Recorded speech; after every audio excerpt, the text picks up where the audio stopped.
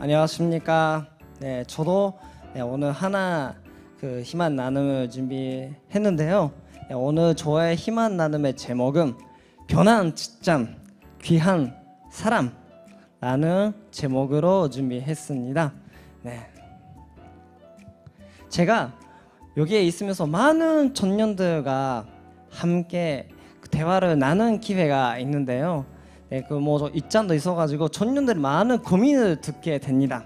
그래서 요즘에 제가 많은 대화를 나누면서 저의 주변에 있는 우리 청년들이 어떤 고민을 갖고 계시는지 여러분에게 보여드리고 왔는데요.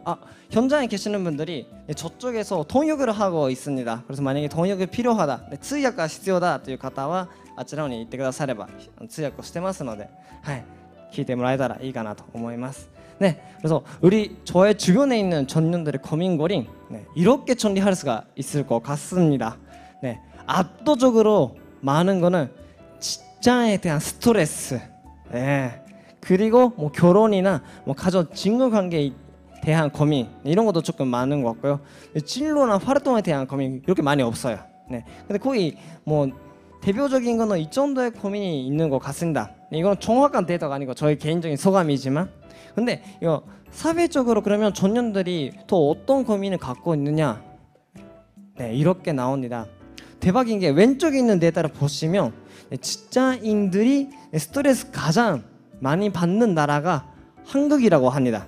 압도적으로 87%의 직장인들이 스트레스 받는 나라가 한국이래요.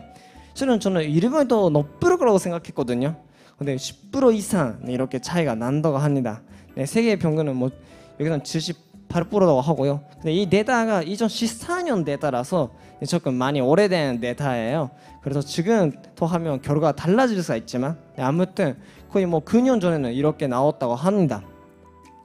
그 시절에 또 직장인들이 어떤 고민이 더 많았냐, 오른쪽에 있는 결과를 보시면 압도적으로 이것도 인간관계에 대한 고민이 많다라는 것을 우리가 알 수가 있습니다.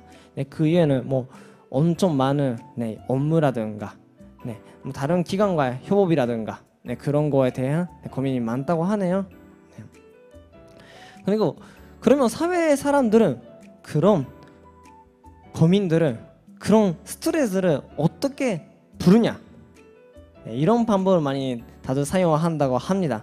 남자 같은 경우는 1위가 담배고요, 2위가 커피 마시며 동료들과 쓰다, 쉽게 말하면 카페 간다는 거겠죠. 카페에 가서 음료수 마시면서 이야기 나눈다.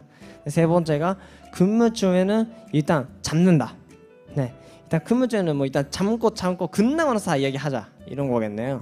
근데 여성분들을 보면 커피 마시면 동료들과 쓰다, 친구들과 이야기한다, 이게 엄청 많네요. 거의 이게 200명 넘게 이거를 한다고 하네요. 그리고 두 번째로는 메신저로 상대방 혼담을 한다, 욕을 한다는 거죠, 뒤에서.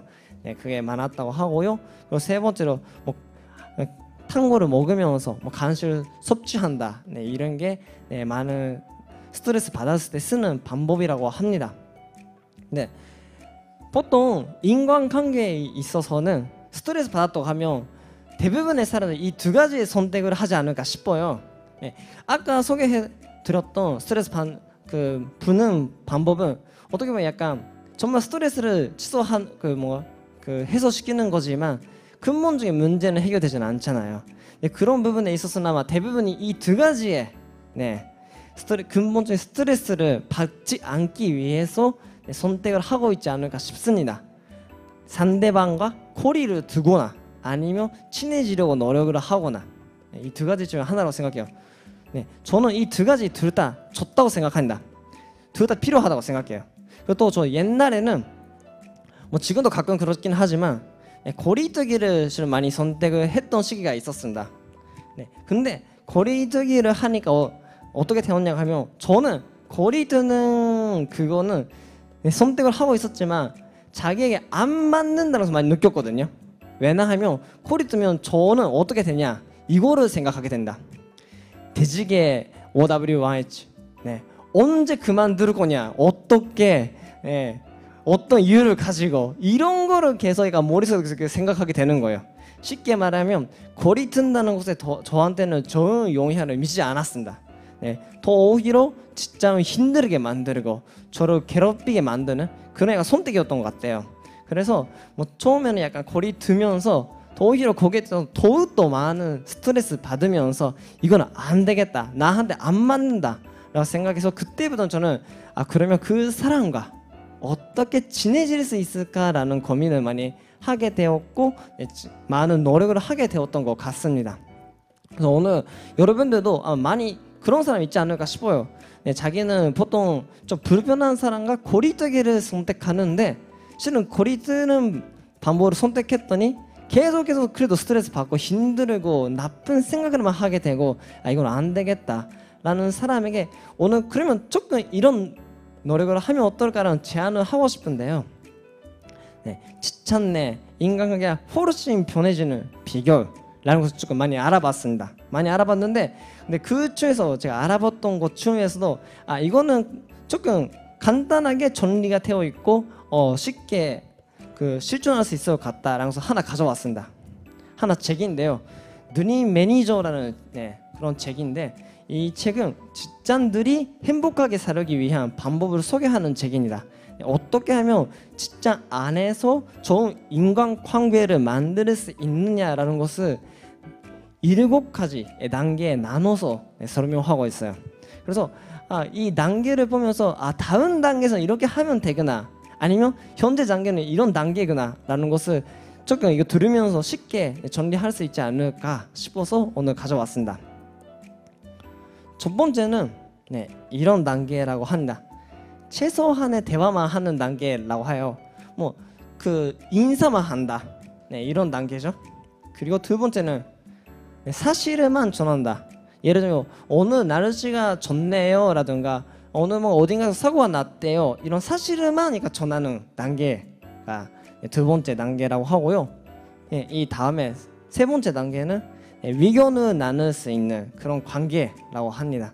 자기는 이거에 대해서 이렇게 생각합니다, 이거 좋다고 생각해요, 안 좋다고 생각해요, 이렇게 하는 게 어떨까요? 자신의 의견을 말할 수 있는 단계.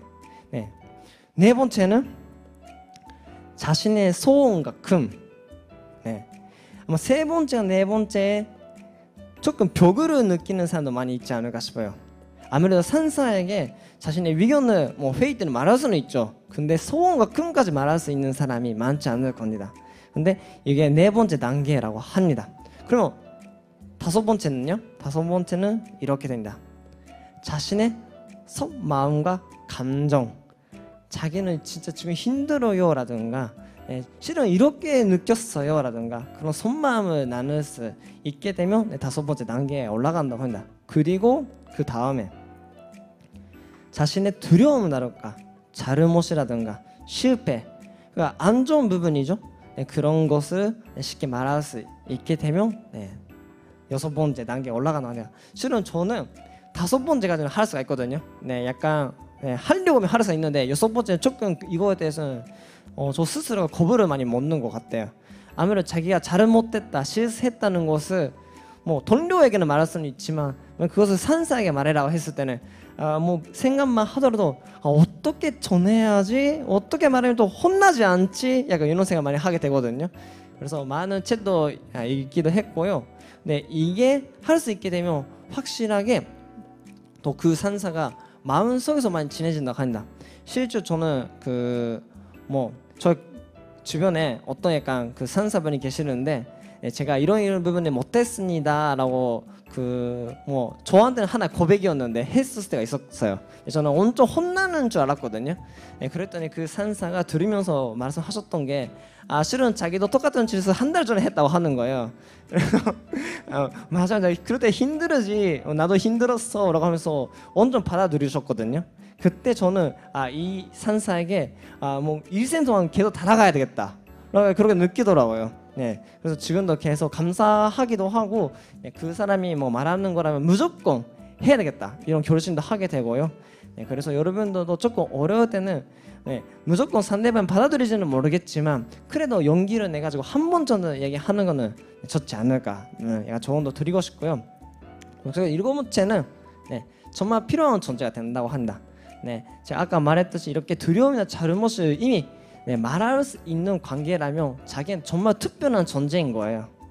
네, 이 책에서는 그런 나의 직장에서는 여러분의 인간관계는 어떤 인간관계를 구성하고 있나요? 라고 많이 물어보시는데 여러분들도 한번 생각해 주시면 좋겠습니다. 네, 이게 전에 페이지 1번부터 4번 첫 번째부터 네 번째 단계로 멈추고 있느냐, 아니면 이것을 넘어서 다섯 번째, 여섯 번째까지 얘기할 수 있는 사람이 있느냐, 직장에 없어도 자신의 주변에라도 속마음이나 두려움을 공유할 수 있는, 이야기 나눌 수 있는 사람이 꼭 만들어주시면 그만큼 여러분의 인생이 많이 따뜻해지고 아름다워지고 행복해질 겁니다. 또 제가 하나 에피소드를 공유하려고 하는데요. 평화 운동 많이 하시는 문선명 선생님의 스토리를 많이 소개하려고 하는데, 문선명 선생님께서는 사람을 대할 때 두 가지의 시선을 가지고 본다고 합니다. 첫 번째는 어떤 사람이든 그 사람을 통해서 배울 수 있는 게 있을 거야 라는 마음을 가지고 대한다고 하더라고요. 정말 뭐 태어난 지 얼마 안 되는 애기라도 자기는 무조건 이 애기를 통해서 배울 수 있는 게 있을 거다. 아니면 뭐 노인이라도, 아니면 노숙자라도 자기는 많은 그 사람을 통해서 배울 수 있다. 그래서 문선명 선생님 인생을 보면 정말 뭔가 사회 밑바닥에 있는 사람과 자꾸 친구가 되려고 하시거든요. 그래서 그 사람과의 추억을 많이 이야기 나누시기도 합니다. 그리고 두 번째는 어떤 사람이든 하나님이 보내주신 귀한 사람이다 라고 여겨서 대화를 나누신다고 합니다. 이걸 관련해서 더 아름다운 에피소드가 있는데요. 한국에서는 옛날에는 일제시대가 있었죠. 일본이 식민지로 지배하는 그런 시대가 있었죠. 그래서 그때는 문선명 선생님께서는 한국을 해방시켜라라는 운동을 많이 하고 계셨어요. 그것 때문에 뭐 감옥에 들어가게 되기도 하고, 거기서 많은 일본 경찰관한테 고문을 많이 받게 되셨거든요. 그런데 일제시대에 마치고 해방되었을 때 어느 날에 일본 경찰관에 많은 한국 사람의 뭐라고 하죠? 한국 사람이 모여가지고 일본 경찰관은 린치를 하려고 모여 있었거든요. 이 사람은 우리를 많이 괴롭힌 사람이니까 이 일본 경찰관은 죽여야 된다라고 사람들 많이 외치고 있었대요. 그때 거기에 있었던 어떤 한국 사람이 문선명 선생님이 막아가지고 너도 많이 고문을 당하지 않았냐, 같이 이 사람을 괴롭히자, 죽이자, 이런 식으로 얘기했대요. 근데 선생님은 이 사람을 괴롭히면 안 된다, 무사히 일본에 보내야 된다.